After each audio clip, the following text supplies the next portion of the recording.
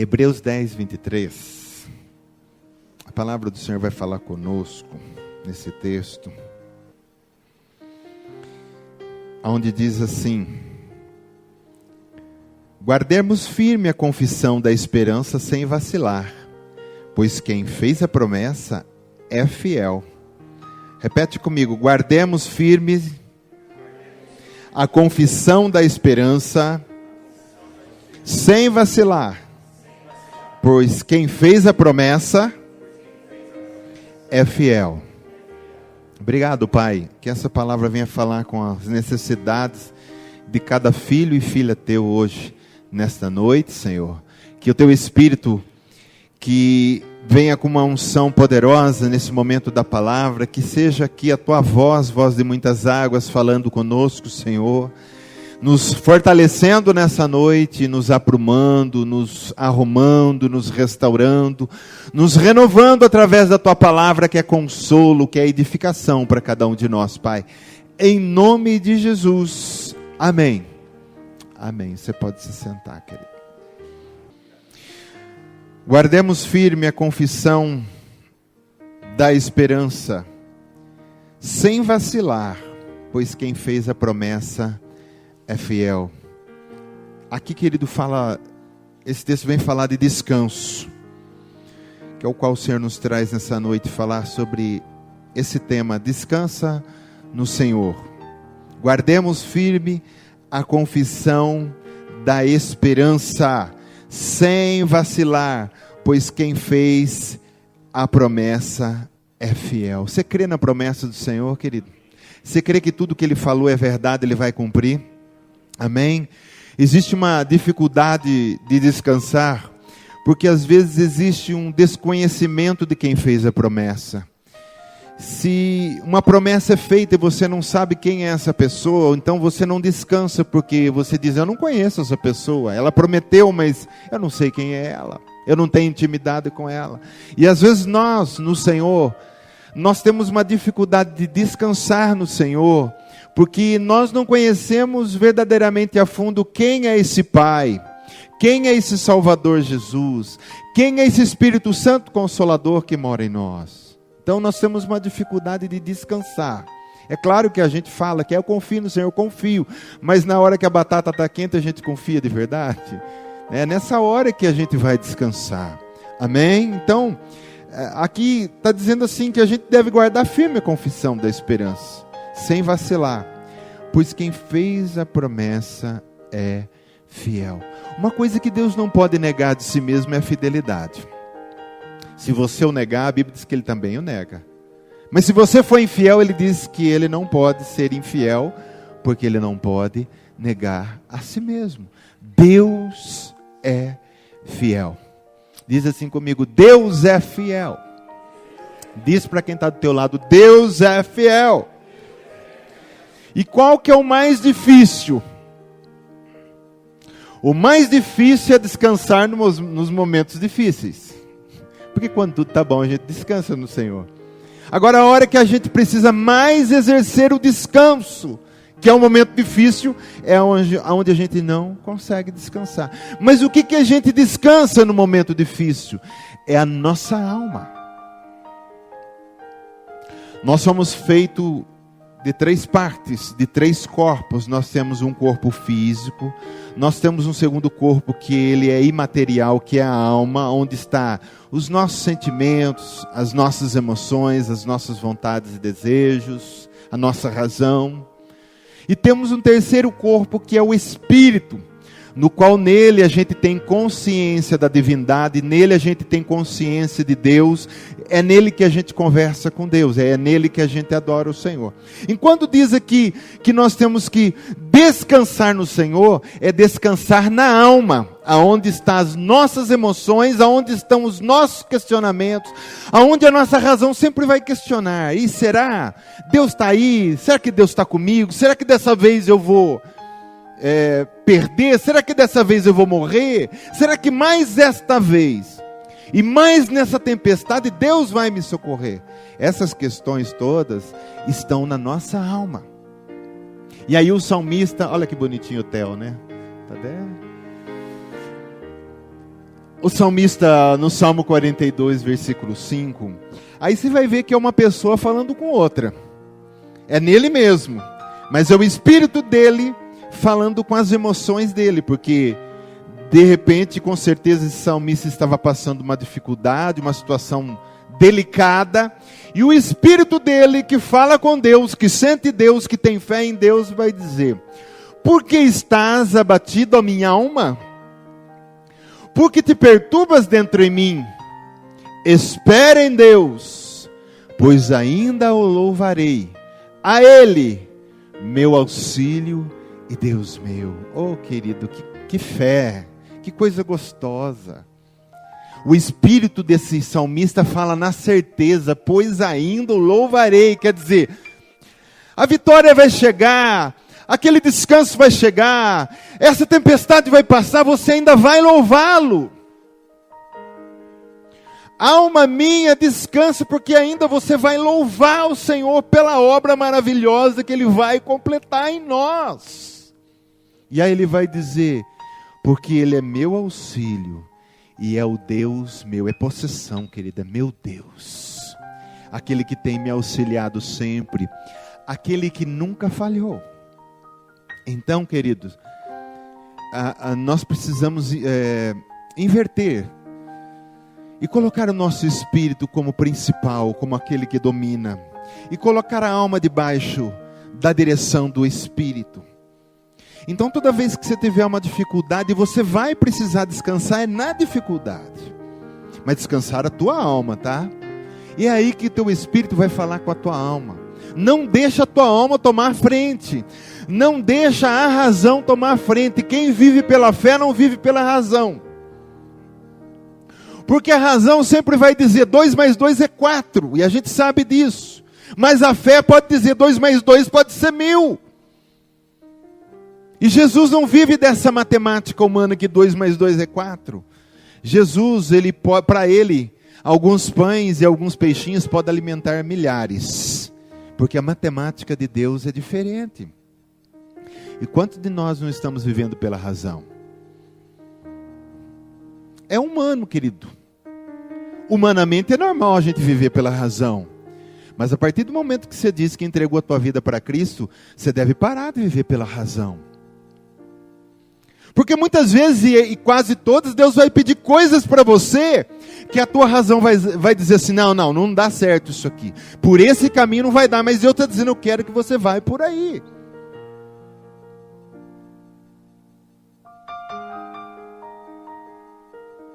E é sempre assim, né, querido? Deus mostra um caminho para a gente, uma saída para a gente. A nossa razão olha, a nossa alma olha e diz: não vai dar. Melhor eu escolher esse. Esse aqui está tão bonitinho, olha. Que caminho gostoso. Que caminho largo. Que caminho... É esse aqui, claro que é esse. Deve ser coisa da minha cabeça. Aí você entra pelo caminho que Deus não te mandou. E o final dele sempre é mau. Às vezes Deus te direciona por um caminho apertado. Por um caminho que não está tão bonito no começo. Muitas pedras, mas Deus diz: vai por aí que você vai ter vitória. E você obedece a Deus, você entra por esse caminho que não te chama tanto a atenção. Às vezes Deus faz isso assim de propósito, porque Ele quer que a gente seja experimentado e vive pela fé, né?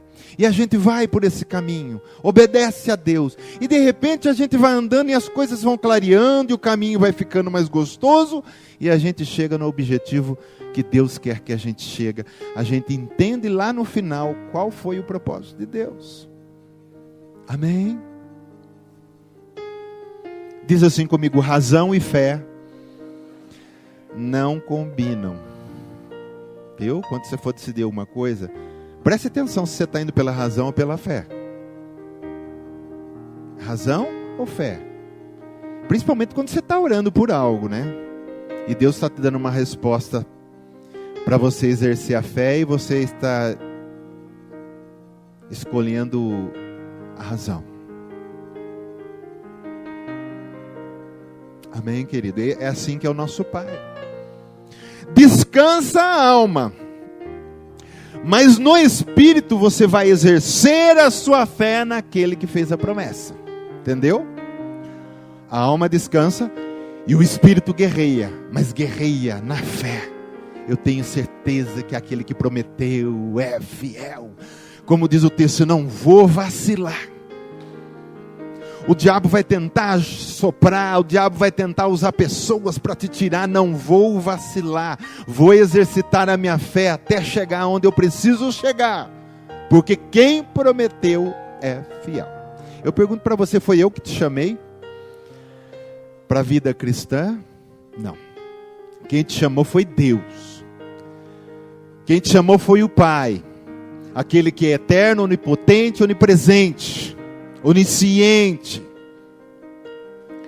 E Ele que te chamou, Ele pode todas as coisas.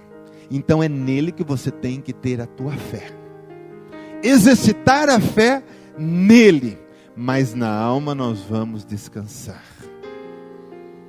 Oh, querido, você deve ter tido essa experiência. E às vezes até você ter se questionado. Às vezes você vem para o culto e aí chega aqui, a gente vai cantar as músicas e você chora. Você sente uma coisa gostosa de Deus, você sente a presença, você canta, você ora em língua, você se perde na presença. Que gostoso.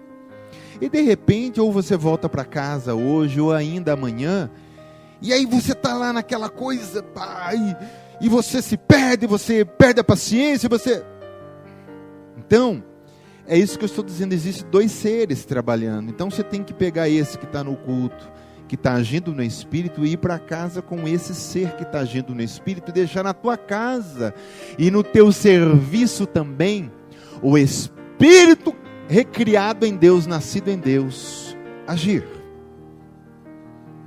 Porque senão o homem almático vai entrar em cena, e onde ele entra, ele estraga.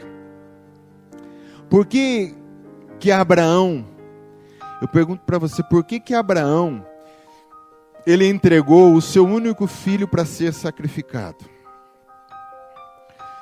Deus disse para ele, de ti virá uma grande nação, e todas as famílias da terra serão abençoadas, porque foi de Abraão onde veio Jesus, o Salvador, que abençoou todas as pessoas da terra. Aí demorou 25 anos para esse filho nascer. Quando Abraão tinha 100 anos, bem velhinho, esse filho nasce.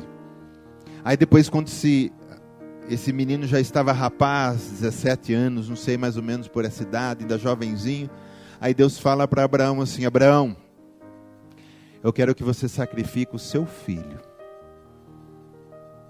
E eu pergunto para você, por que Abraão não disse não para Deus? Por que Abraão, o mais rápido que ele pôde, pegou o filho, subiram um monte, estava lá a lenha, o cutelo, até o menino pergunta, pai, está aqui a lenha, está o cutelo para o sacrifício, mas onde está a vítima? Onde está o sacrifício? Cadê? Ele diz, o Senhor proverá para ti. Por que ele não negou o filho? Porque é o que nós lemos aqui no começo. Quem fez a promessa é fiel. Esse menino tem promessa. Deus disse que através dele virá uma grande nação. E se ele pediu para sacrificar, eu sacrifico, porque eu sei que ele pode levantar ele da morte, porque ele prometeu. E muitas vezes, às vezes, Deus pede coisas para nós e a gente não descansa, a gente não solta, porque a gente não confia em quem prometeu. Duvido que você daria o seu filho, querido. Nem sei se eu daria o meu. Mas Abraão é um homem de fé, porque ele creu. Se ele me deu o filho e disse que é nele que vem toda a nação, uma grande nação, e todas as famílias da terra serão abençoadas, eu vou matar, mas Deus vai levantá-lo. Apesar que ele não precisou matar, né? Na hora do sacrifício, Deus diz, basta, Abraão. E aí o cordeiro foi sacrificado no lugar. Então nós precisamos descansar do Senhor com essa fé de Abraão. O Deus que me chamou me prometeu. Ele disse que eu sou mais que vencedor. Ele disse que o maligno não me toca. Ele disse que Jesus é o cabeça, eu sou o corpo, todo principado está debaixo dos meus pés, eu tenho autoridade espiritual. Ele disse que eu vou morar com Ele no céu. Ele disse que aqui na terra eu posso experimentar o seu reino, reino de paz, de justiça. Então a gente descansa, porque quem fez a promessa é fiel. Cuidou de todos os homens de Deus e mulheres que já viveram, e vai cuidar de nós na nossa geração. Amém? Ele está conosco. É nós que não estamos com Ele. Gálatas 4:28 diz assim, vós, porém, irmãos, sois filhos da promessa como Isaac. Está comparando nós com Isaac. Isaac é filho da promessa. Então, você também é filho da promessa. Diz para quem está do teu lado, você é filho da promessa. E se você é filho da promessa, você pode descansar. Entenda bem quando eu falo descansar, não é botar os pés para o alto, não orar, não buscar. Estou falando descansar a alma, viu? Mas o Espírito seu na fé, ele vai guerrear, ele vai orar, ele vai buscar, ele vai crer. Amém? E alguns homens da Bíblia, querido, que descansaram porque sabia quem o tinha chamado. Eu quero citar alguns rapidamente. Primeiro que eu quero citar é Davi. Davi estava lá com as ovelhas, fazendo os seus salmos, tocando a sua harpa, e levava a ovelha para pastar, para cá, para lá, às vezes dias. E aí vem Samuel na casa do pai de Davi, na casa de Jessé, e diz, Deus me veio aqui para mandar ungir um rei. Que Saul era rei, mas Deus já tinha rejeitado ele por causa do seu pecado. E aí vai lá, passa um, passa dois, passa três, passa todos, e Deus diz, não é nenhum desses. E aí Samuel diz assim, você tem mais um filho? Tem. Tinha até esquecido desse rapazinho, está lá tomando conta das ovelhas, chama ele lá. Aí chega o Davizinho, todo suadinho, todo fedidinho, e Deus diz, é esse. E ungiu a Davi como rei. Só que ele não tomou posse do reinado, só ungiu. A unção veio sobre ele. E aí a história para encurtar é que Saul, depois que Davi vai lá no vale e derrota o gigante lá, o Golias e tal, a partir daí Saul começou a perseguir Davi. Saul perseguiu Davi por 10 anos. E por 10 anos esse Davi, que já tinha sido ungido por Deus, esperou e descansou em Deus. Não foi fácil para ele. Por isso que eu digo, descansar é mais difícil nos momentos difíceis. Ele fugiu 10 anos da morte. E Saul por 10 anos com o seu exército procurando aonde está esse rapaz para me matar. Mas querido, quem é ungido do Senhor não toca se o Senhor não permitir. Amém? Ele era ungido, escolhido. E Deus em todas as vezes não permitiu que isso acontecesse. E Davi assumiu o seu trono depois de 10 anos, porque Saul acabou se suicidando. Então descansa no Senhor, porque a mesma unção que estava sobre Davi está sobre você. Porque a palavra de Deus aqui no Novo Testamento vai dizer que ele no Apocalipse nos constituiu reinos. Vai dizer que nós somos reis e sacerdotes. Os que receberam a abundância da graça e o dom da justiça reinarão em Cristo. Quem reina é quem é rei. Você tem uma unção de rei na tua vida. O inimigo quer te caçar, o inimigo quer te derrotar, o inimigo quer tirar o teu reinado. Descansa no Senhor, porque quem te deu a unção de reinado e de rei, querido, é mais poderoso do que tudo. Quando a voz das trevas passar pela nossa mente e dizer, você não consegue, você diz, eu sou rei, eu sou rainha, consigo sim, em nome de Jesus eu vou passar, em nome de Jesus eu vou vencer. Mas dessa vez está mais difícil, não importa, o meu Deus é maior do que tudo, o meu Deus é maior do que os meus problemas. Se Jesus que morreu na cruz não é maior do que o meu problema, que Jesus é esse, querido?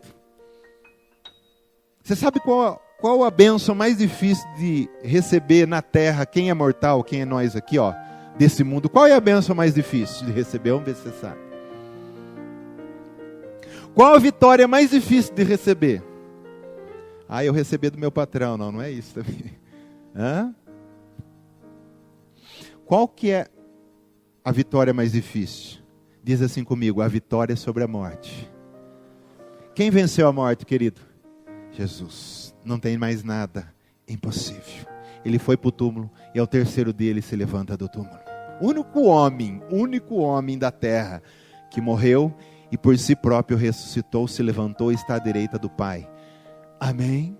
E Ele deixou essa unção de reinado sobre nós. Então quando o inimigo soprar besteira em tua cabeça, querido, pode dizer pela fé: eu consigo, eu vou, Deus está comigo.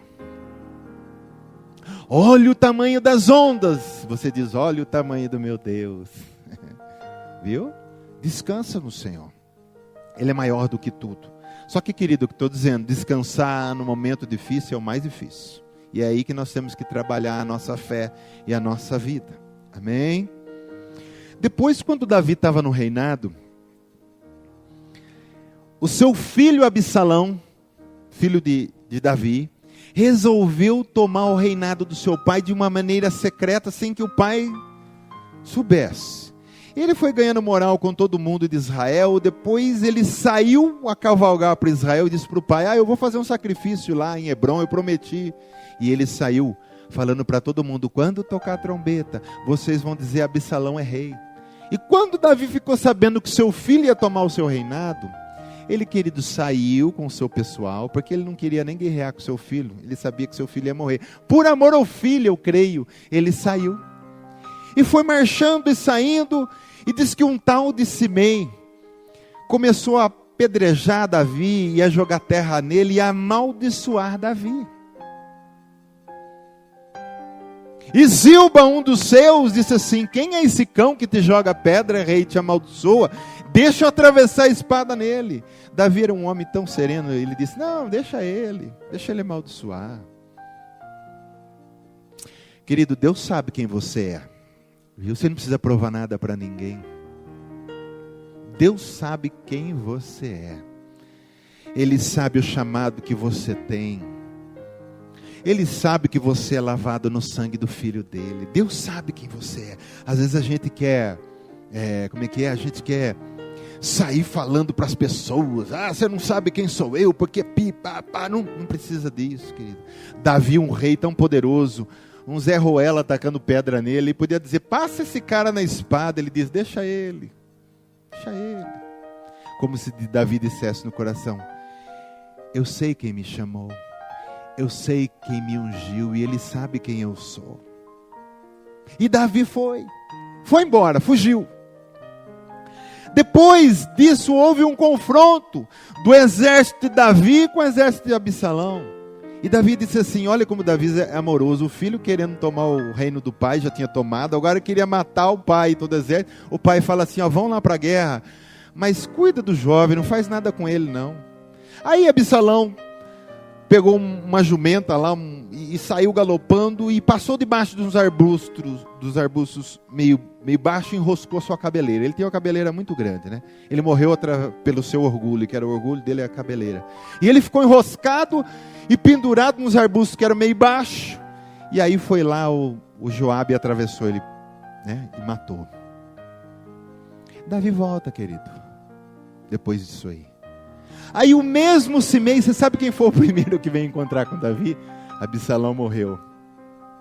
O rei que eu amaldiçoei vem voltando. Aí Simei correu, ele com a sua casa. E quando Davi foi entrar, ele foi o primeiro a receber. E diz: meu rei. Cara de pau ele, né? Não leva em conta tudo que eu falei, eu não sabia o que estava falando, me perdoa. Aí o mesmo Zilba disse: o rei, vamos atravessar esse cara, ele te amaldiçoou. Davi disse: não, deixa ele. E Davi não deixou matar ele, querido. Você não precisa provar nada para ninguém. Aquilo que é seu, volta para você. O trono de Davi, Deus tinha dado para ele, ninguém poderia tirar. Absalão achou que poderia. E Absalão morre, fica sem reino e sem nada. E Davi volta para o seu reino. Descansa no Senhor, porque quem fez a promessa é fiel. Se Ele falou que te deu, está dado. Se Ele falou que vai te levar a algum lugar, Ele vai te levar a esse lugar que te falou. Se a palavra que você está lendo, ela fala com você, tenha fé nela, porque o Deus que fala aqui, Ele é fiel e não é homem para voltar para trás. Amém, querido? E quantos cimeis não tem por aí, que às vezes confronta a gente, que às vezes vem para cima, e a gente quer dar uma de, ir para cima também. Não, querido, deixa para lá. Tem um coração de Davi, porque você pode ter certeza, quem te justifica é Deus, não é o homem, não é você que se justifica, é Deus quem te justifica. E muitas vezes Deus não está justificando a nossa vida, porque nós estamos indo na frente querendo nos justificar. Deixa para lá, muitas vezes é melhor calar. O salmista, o Salomão, que embora também escreveu alguns salmos, ele vai falar no seu livro, há tempo para tudo nessa terra. Tem hora que você tem que falar, mas tem hora que você tem que calar. E a hora de calar, cale-se. E deixa Deus ser sua justiça. Amém? Deixa Deus ser sua justiça. José, querido, que foi preso, José do Egito. Menininho novo, abençoado. E Deus escolheu dos filhos de Jacó e diz, é esse o meu escolhido. Ele contava os sonhos para os irmãos ficavam doidos com ele. Eu vi um feixe que se ergueu, e 11 feixes se dobravam diante desse feixe. Ele tinha 11 irmãos, os irmãos falaram, esse rapaz está falando que nós vamos se dobrar diante dele. O pior foi o segundo sonho, quando ele diz assim, depois para a família reunida, olha, eu tive um sonho, o sol, a lua e 12 ou 11 estrelas se curvavam diante de mim. Aí Jacó vai dizendo, você está dizendo que eu, sua mãe e seus irmãos vamos nos curvar diante de você? Você está doido, rapaz? Mas ele falava isso na ingenuidade dele. E por ciúmes os irmãos dele acabaram vendendo ele como escravo para o Egito.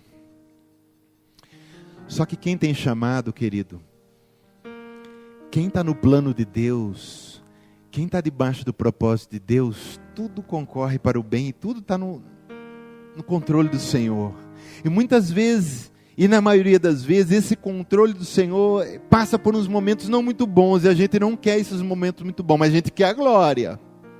A glória a gente quer a vitória, a gente quer, mas a gente não gosta de passar por esses momentos. Então, na hora da gente aprender que isso faz parte da caminhada cristã. E aí vai lá, ele foi vendido como escravo, ele poderia dizer, puxa, eu sonhei que o sol, a lua, as estrelas curvavam diante de mim, os feixes. E onde que eu vim parar? Como escravo. Aí ele é preso, querido, 13 anos ele fica preso. Porque na casa de Potifar, o primeiro lugar que ele foi trabalhar como escravo, e já foi abençoado, porque Potifar deixou tudo para ele cuidar.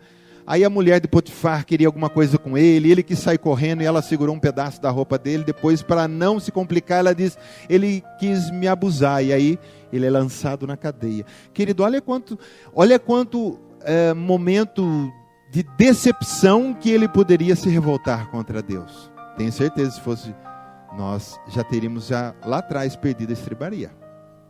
Já teríamos revoltado. Você sabe que 13 anos numa cadeia não é 13 dias, sim ou não?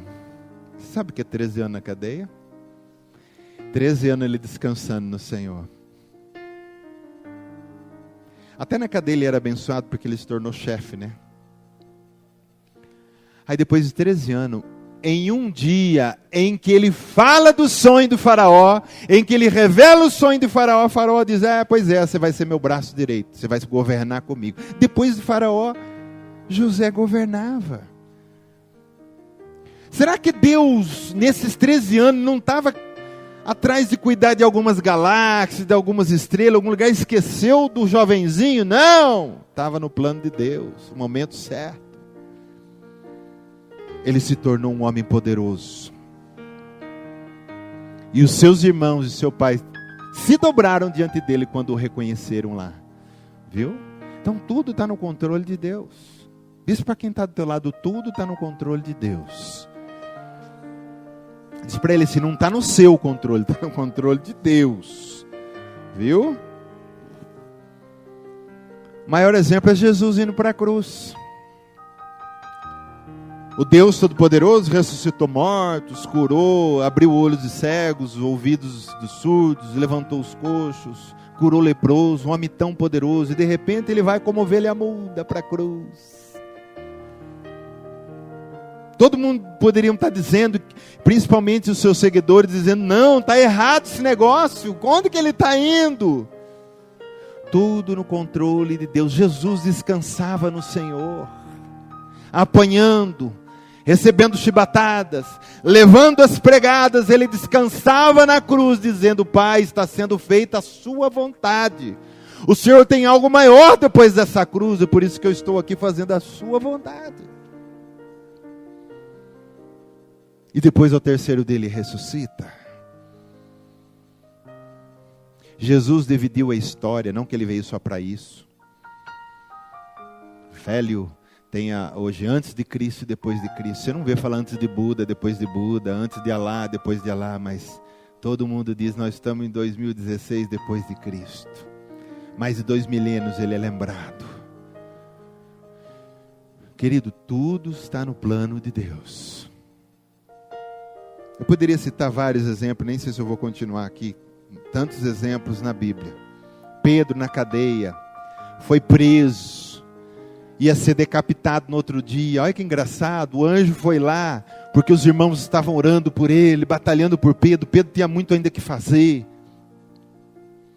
O anjo vai lá, querido, ele ia ser decapitado no outro dia, e o anjo tem que chacoalhar as cadeias, tocar nele para ele acordar. Quem que dorme sabendo que no outro dia vai ser decapitado? A gente já não dorme por pouca coisa, não é? Amanhã eu tenho que ir. E fica a noite inteira lá e não dorme. O rapaz ia ser decapitado e dormiu. O anjo teve que chacoalhar, acordar ele. Vamos, Pedro, vamos.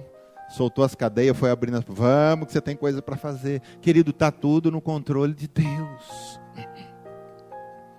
Em tudo dai graças. Descansa no Senhor, espera nele, pois o mais ele fará. Querido, não sei se você está percebendo, Deus está falando muito, é nessa noite o que ele quer falar. Descansa, descansa. A igreja tem que aprender a descansar, porque descansar também é prova de fé. Porque Deus está vendo que a coisa está toda... E você está lá descansando nele pela fé. E é isso que Deus quer que nós aprendamos. Amém? Paulo e Silas na cadeia, né? É uma coisa até irônica. Apanharam, porque estavam pregando o evangelho, porque tinha liberto uma mulher de um espírito adivinhador, e os senhores daquela mulher que ganhava muito dinheiro com ela, bateram em Paulo, bateram em Silas, e lançaram ele na cadeia. E à meia-noite, Paulo e Silas resolvem fazer uma coisa: vamos louvar o Senhor. E a gente, querido, nós hoje dos tempos modernos aqui, nós só louvamos o Senhor quando tem um motivo muito bom. Achou uma nota de 100 na rua. Você... Oh, glória! A gente não sabe louvar em tudo e dar graças em tudo. Tem uma mesa farta, ou glória, não tem nada para comer, a gente já começa a resmungar. Era para a gente fazer a mesma coisa. Ou glória, obrigado, Senhor. Pode faltar tudo, mas não pode faltar o Senhor aqui, viu? O Senhor está conosco, nós temos tudo. Até na fome, glorifica o Senhor. Paulo e Silas é um exemplo. Estavam lá presos, apanharam, doído, com correntes. O que eles vão fazer? Vamos louvar o Senhor. E começaram a cantar. É bom louvar a Deus pelos feitos seus e vai saber o cântico que eles cantaram, né? Deus veio lá, Deus não resiste. Deus desceu, tremeu as estruturas da cadeia, abalou tudo aquilo lá e abriu-se as portas, querido. Deus está dizendo, onde tem louvor, há liberdade. Ninguém fica preso onde há louvor. Isso é prova de que Paulo e Silas descansavam no Senhor. Ninguém consegue louvar o Senhor, querido, cheio de vergões no corpo, cheio de dor. As pessoas têm dificuldade de na dor louvar o Senhor.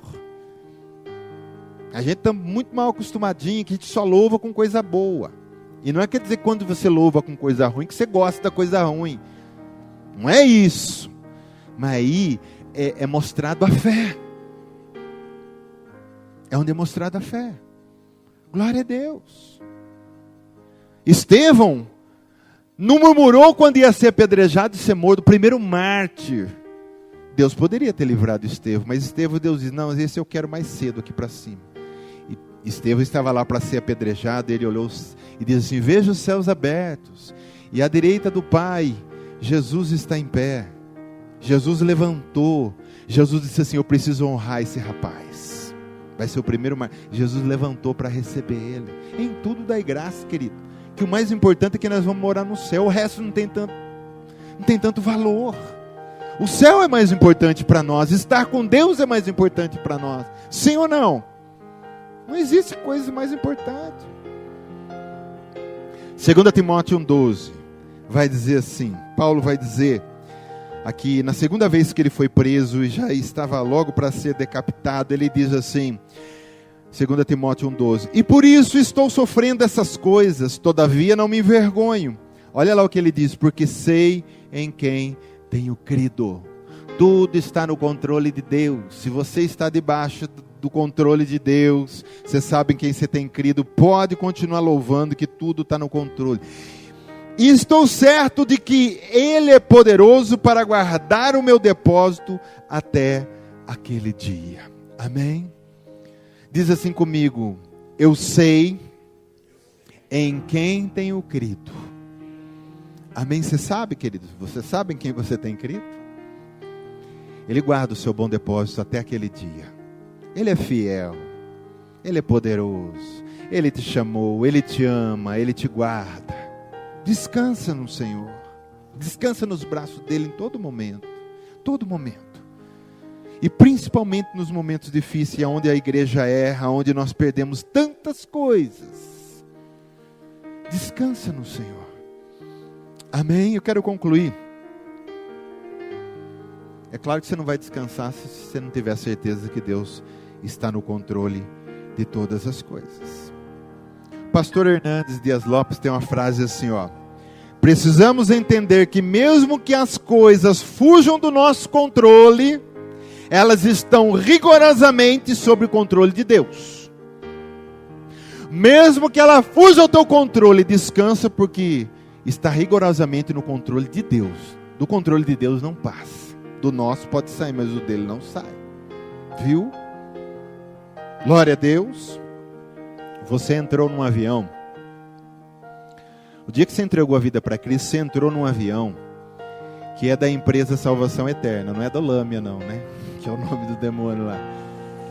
Mas é um avião que está escrito lá Salvação Eterna. Essa empresa, você entrou nela. Agora, querido, esse avião decolou. Vai passar por tempestades, turbulências. Você tem que crer no piloto que está lá. Ele sabe o que está fazendo. Eu sei que quem está pilotando entende tudo. É experimentado. É Deus Todo-Poderoso e Onisciente. Ele sabe por onde ele passa. Se o avião trepidar, se tiver muito vento, tempestade balançar, descansa naquele balanço e diz, eu sei quem está pilotando. Não sou eu, é Ele. Ele sabe para onde vai. E esse avião está sendo levado. Um dia você vai descer num aeroporto chamado Eternidade. E ele vai dizer, filho, eu te trouxe aqui. Não foi você pelo seu mérito que você chegou. Eu te trouxe aqui. Viu, querida? Não fica querendo você abrir a cabine e dizer, sai daí, deixa que eu piloto. E Deus vai deixar você pilotar. Esse que caiu aí, né, o Lâmia, esse acidente terrível que teve. Um piloto que parecia ser experiente só não pôs gasolina suficiente para chegar no outro lugar. Só isso que faltou. E para um avião a gente sabe, pode faltar bastante coisa, mas gasolina não pode. Se você faltar gasolina no seu carro, o que você faz na pista? Encostamento, tá tudo bem. Agora o avião, à noite, aí complicou, né? Jesus não é irresponsável, querido. Ele ama a tua vida, Ele sabe qual foi o preço que Ele comprou a sua vida. Ele vai te levar até o final. Confia nele. Descansa nele. Salmo 91 diz assim: O que habita no esconderijo do Altíssimo e descansa à sombra do Onipotente, diz ao Senhor: meu refúgio, meu baluarte, Deus meu em quem eu confio. Descansa à sombra dele, querido. É o Deus que você confia, descansa. O Senhor está de pé e Ele faz sombra para você. É como se estivesse falando isso. Descansa à sombra do Onipotente. E você sabe que se você está na sombra, Ele está do teu lado, porque é Ele que está fazendo sombra para você. Descansa, porque é o Deus em quem você diz que confia. Amém? Hebreus 10, 23, que vai dizer assim: guardemos firme, que é o que nós lemos no começo, a confissão da esperança sem vacilar, pois quem fez a promessa é fiel. O que garante você chegar é a fidelidade de Deus. Você só descansa. Porque toda vez que nós nos levantamos e deixamos de descansar, nós atrapalhamos o que Deus tem para fazer em nossas vidas. Nós atrasamos o que Deus tem para fazer na nossa vida. Adiantar o que Deus tem para fazer, nós não podemos fazer. Mas uma coisa nós conseguimos atrasar. Que muita coisa poderia ter acontecido na minha vida e na sua, em várias áreas, já ter acontecido. Mas nós conseguimos atrasar. Adiantar a gente não consegue, mas atrasar a gente é muito bom de atrasar. Aí quando a gente recebe aquilo, é como se Deus estivesse falando assim: filho, você poderia ter recebido isso muito antes, mas você atrasou. Foi repetindo de ano, repetindo de ano, repetindo de ano, aí agora você passou. Mas era para você ter recebido lá atrás. Amém? Nós temos um companheiro, porque nós somos peregrinos nessa terra, amém? Nós somos como Abraão, não temos lugar fixo, estamos aqui de passagem. Hoje eu posso estar aqui falando com você, a semana que vem posso não estar e vice-versa, ninguém sabe. Mas uma coisa eu tenho certeza, como peregrino que estamos passando aqui, como forasteiros, existe um amigo chamado Espírito Santo. Ele está com você em todas as subidas, descidas, em todos os penhascos, em todo lugar que você tem que passar. Na realidade é Ele que te dirige. Confia nele e vai por onde Ele for. Se Ele subir, você sobe. Se Ele descer, você desce. Se Ele entrar no rio, você entra, porque Ele sabe o caminho para chegar lá. E Ele vai te levar você até chegar lá. Descansa. O Espírito Santo é chamado na Bíblia aquele que Jesus deixou para nosso Consolador. E quem é consolado pelo Espírito Santo, descansa. Quando você tem alguém que te consola, o consolo daquela pessoa te traz um refrigério. É isso que o Espírito Santo veio para fazer em nossas vidas, até a gente chegar lá. Confia no Espírito Santo. Ele sabe o caminho. Amém? A partir de hoje, não se desespere. Eu sei que você pode falar para mim: pastor, você não sabe o tamanho do meu problema. Eu já vou responder adiantado: você não sabe o tamanho do meu Deus. Problemas todos nós temos, querido. Duvido uma pessoa aqui que não tenha problema. Duvido. Se não é numa área, é na outra. Se não é no físico, é no... algum lugar você vai ter algum problema, alguma coisa que está pegando aí. Mas descansa nessa noite no Senhor. Descansa nele. Aprenda a confiar em Jesus. Viu? De verdade. Eu quero encerrar citando aquela ilustração que um homem veio de um outro lado, de um penhasco para o outro, equilibrando numa corda. Ele veio inventando, ele veio devagar até chegar lá. Chegou lá, todo mundo aplaudiu e aquela coisa toda. E teve um rapaz que estava mais ali exaltado, ali pertinho. Ai, você é bom, cara, eu confio em você, você é bom, você sabe o que você faz. Ele fala: você confia mesmo? Ele falou: confio. Então, agora eu vou voltar. E vou voltar equilibrando numa carriola. Você quer ir sentado nela? Não, não, aí também não. Então é assim, se confia, confia. A gente sabe daquela frase: entrou na chuva, vai se molhar, querido. Não adianta entrar na chuva para abrir o guarda-chuva. Entrou na caminhada cristã é para ter fé, é para descansar, é para saber em quem a gente confia, e não essa coisa só de teoria, querido. O cristão ele é muito bom na teoria. Na prática a gente vê que não é 5%, 10% do que na teoria ele fica falando. Nós precisamos exercitar a prática. Posso todas as coisas naquele que me fortalece. Vamos ver a prática, se a gente pode mesmo. Aí Deus libera algumas coisas para ver se você confia que Ele pode mesmo. Que você confia que Ele pode fazer em você. Aí é nessa hora que a gente falha. Mas na hora de falar o versículo a gente fala, Filipenses 4,13, tudo posso naquele que me fortalece. Aí Deus libera uma coisa lá.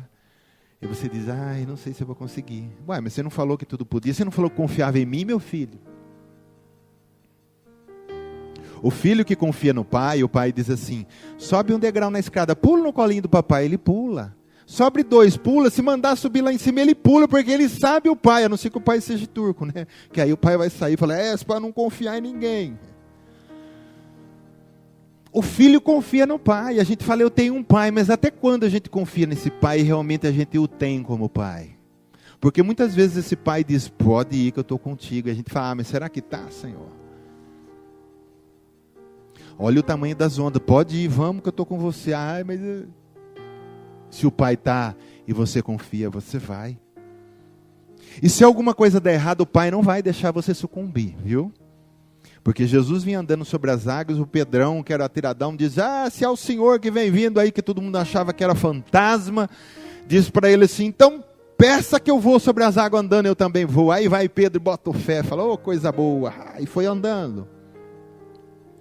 No começo ele confiou, é isso que nós estamos falando. Confia quem chamou você. Se ele falar para você, pisa nas águas e pode vir que você não afunda, pode ir que não afunda. Mas o problema de Pedro, o que aconteceu no meio da caminhada? Ele não tinha chegado lá com Jesus. A hora que ele olha o tamanho das ondas e o vento, ele fala, Jesus está lá ainda. Mas ele não confiou na palavra de Jesus. Você tem que confiar na palavra que foi dada. Se ele disse que eu posso, eu posso. E ele, quando começou a afundar, Jesus veio e o socorreu. Tem problema, querido, se falar, o Senhor está com você. Amém? Ele está com você. Ele sabe que nós somos falhos, mas vamos tentar, na medida do possível, cooperar com essa obra. Vamos, na medida do possível, descansar, ter fé e saber que o Senhor pode fazer tudo aquilo que Ele falou que vai fazer. Na minha vida e na sua vida. Sabe para quê? Para que o próprio nome dEle seja glorificado em você. Viu? Vamos nos colocar em pé, queridos. Eu quero cantar com você